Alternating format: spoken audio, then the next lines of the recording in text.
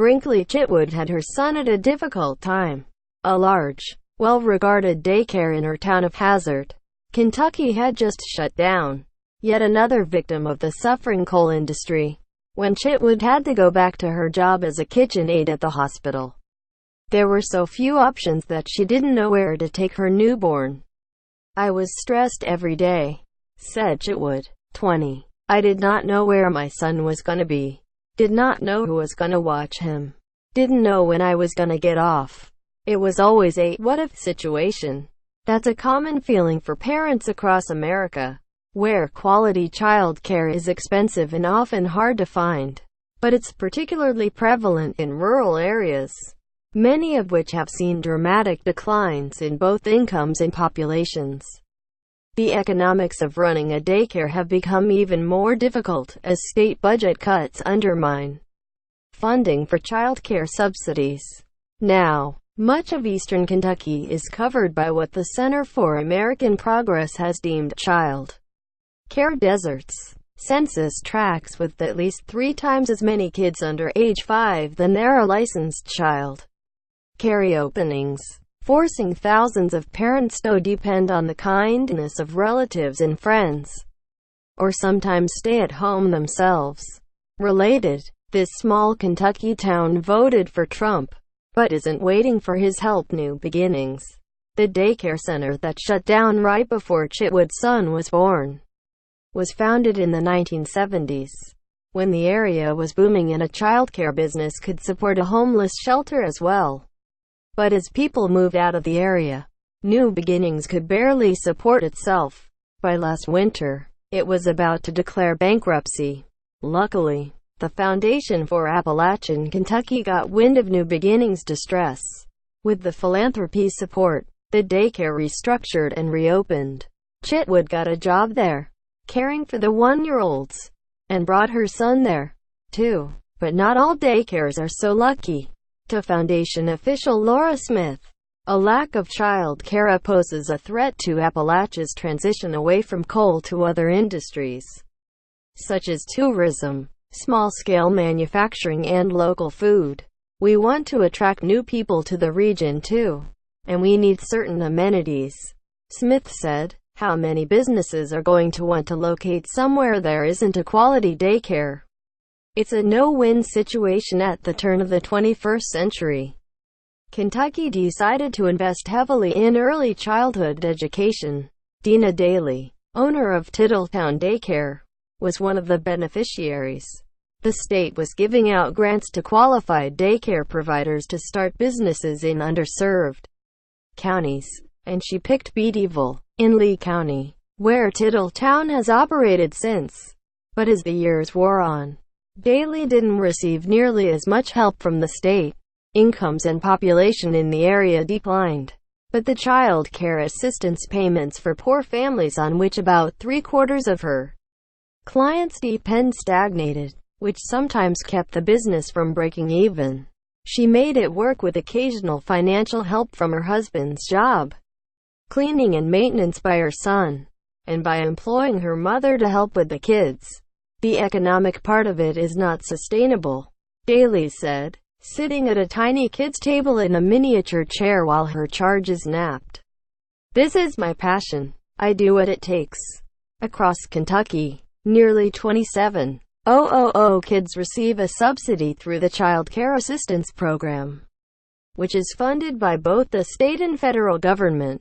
The federal government recommends that the state kick in enough money to cover 75% of the market rate, but Kentucky's program pays 22% less than that. Most child care centers lose money for every kid they accept through CCAP, said Dustin Pugel, a policy analyst with the Kentucky Center for Economic Policy, a left-leaning think tank. Federal funding for child care, meanwhile, has declined from $11.6 billion in 2001 to $8.4 billion in 2017 on an inflation-adjusted basis, according to the National Women's Law Center. That's particularly difficult for centers located in rural areas, which see much higher percentages of clients who receive subsidies. The state allows them to raise copays, but Daly said her clients couldn't afford it. It's a no-win situation, she said. Government support comes up short in recent years. Kentucky's child care system has weathered a body blow after successive rounds of budget reductions. In 2013, the state froze CCAP enrollment.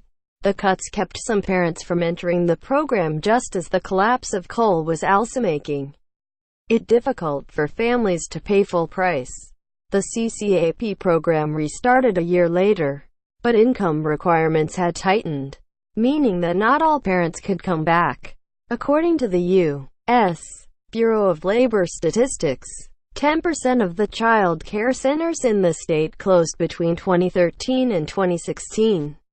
As Kentucky's economy has recovered and its tax revenue has improved, the state restored some of CCAP's funding and expanded eligibility slightly to people making 160% of the poverty line.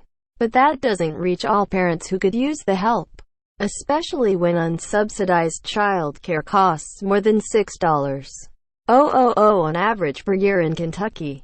According to Childcare Aware, that's more than many mortgages in the state. There's a lot of mamas out there, and here's the dilemma that they've got. Why would they work if they would pay as much for child care as they could earn working? Said Becky Todd, 37, a photographer in Beattyville who had dropped by Titletown because she'd heard there was an opening for her 3-year-old. They're the ones who need the help. Quote, in Kentucky, 17% of families with young children report having difficulty holding down a job because they can't find adequate or affordable child care, according to the Annie E.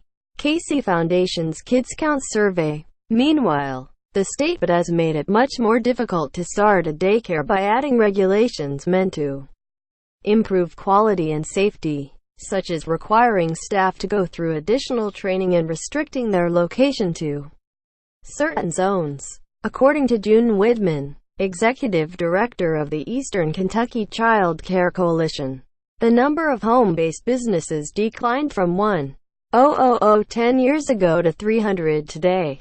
Related, parents to Congress. My child depends on CHIP for health insurance. It was sort of a building block effect, Widman said. As these things piled up, it started to get really costly before you could even open your doors. The grants for establishing child care facilities, such as the one Dina Daly received, ceased about a decade ago. To alleviate the problem, child care advocates have proposed beefing up federal investment in state child care programs to raise pay for providers and lower costs for families.